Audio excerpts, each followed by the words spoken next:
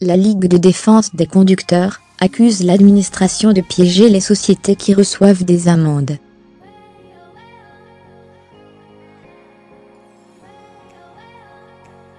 En cause, un formulaire jugé abscon. Après à peine un an d'existence, les nouvelles dispositions concernant les automobilistes sont toujours vivement critiquées.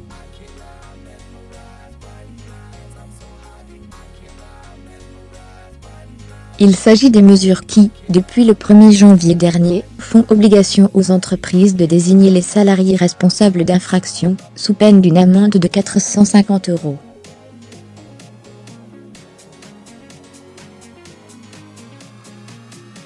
Sans remettre en cause le fond, la Ligue de défense des conducteurs attaque la forme, reprochant au formulaire, abscon selon elle, de piéger les sociétés qui les reçoivent en cas d'infraction.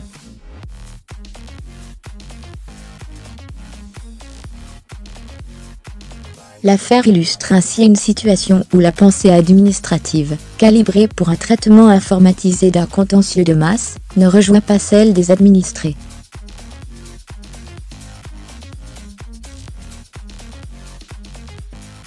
Après le défenseur des droits, qui vient de sermonner l'administration sur ce sujet, l'association relaie, à son tour, la voix des professions libérales, principalement concernées.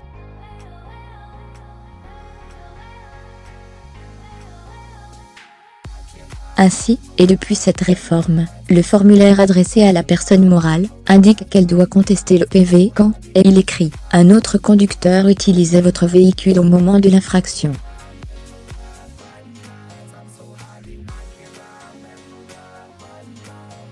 L'information est adaptée aux sociétés qui disposent d'une flotte de véhicules. Mais elle devient quasi ubuesque quand l'entreprise se confond avec le conducteur.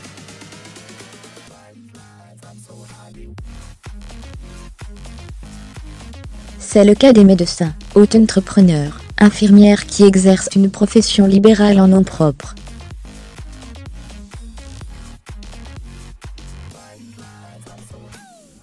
Ces derniers ont considéré, à tort, ne pas devoir désigner un autre conducteur puisque, seuls dans leur entreprise, c'est forcément eux qui commettent les cas reprochés.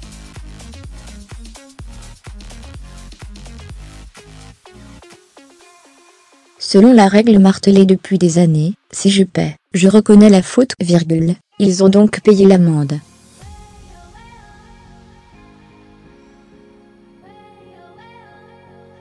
Erreur. Pour l'administration, qui adresse le formulaire aux entités juridiques sans aucune distinction, l'artisan aurait dû s'auto-désigner.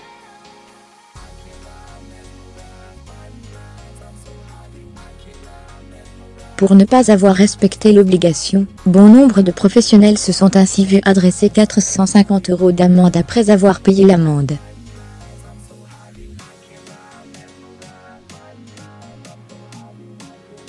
Associé à cette levée de bouclier, Rémi Jossaume, spécialiste en droit de l'automobile, enfonce le clou.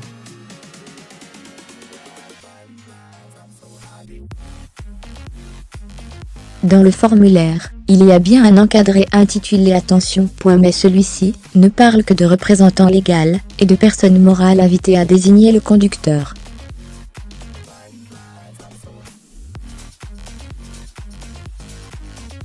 Or ces professions libérales ne sont pas concernées par ces termes juridiques, dit-il.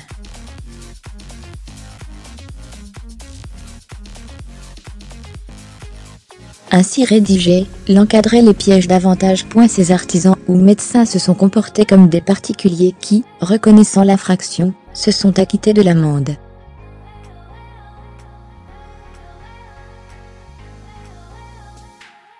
Ils ne se sont pas sentis concernés par cette procédure de désignation. Pour Pierre-Olivier Cavet, le directeur des études et des campagnes de la Ligue, tous ces conducteurs se sont, dit-il, trompés de bonne foi.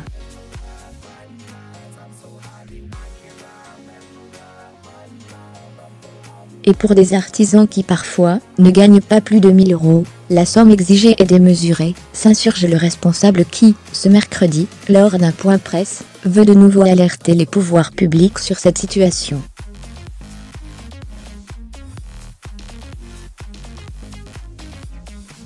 Jusqu'alors, les différents courriers adressés à plusieurs ministres pour reformuler les avis de contravention sont restés lettre morte.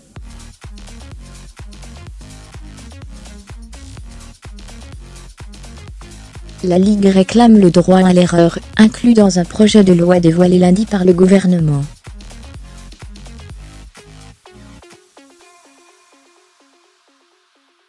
Depuis que le dispositif est entré en vigueur, des milliers de courriers d'indignation ont atterri sur le bureau de l'association, mais aussi du défenseur des droits, Jacques Toubon.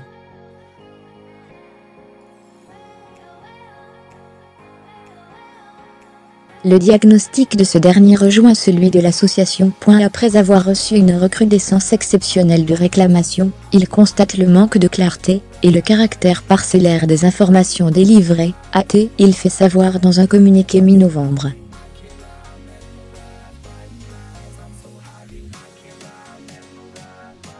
Dès juillet dernier, rappelle le défenseur des droits, une première mise en garde avait été adressée au ministre de l'Intérieur et de la Justice.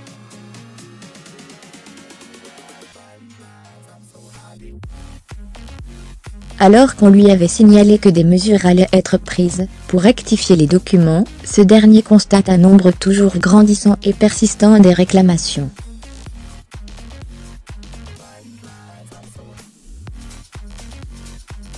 Jacques Toubon demande aujourd'hui à la chancellerie de prendre une circulaire à destination des officiers du ministère public, pour que ces derniers tiennent compte des difficultés de compréhension rencontrées.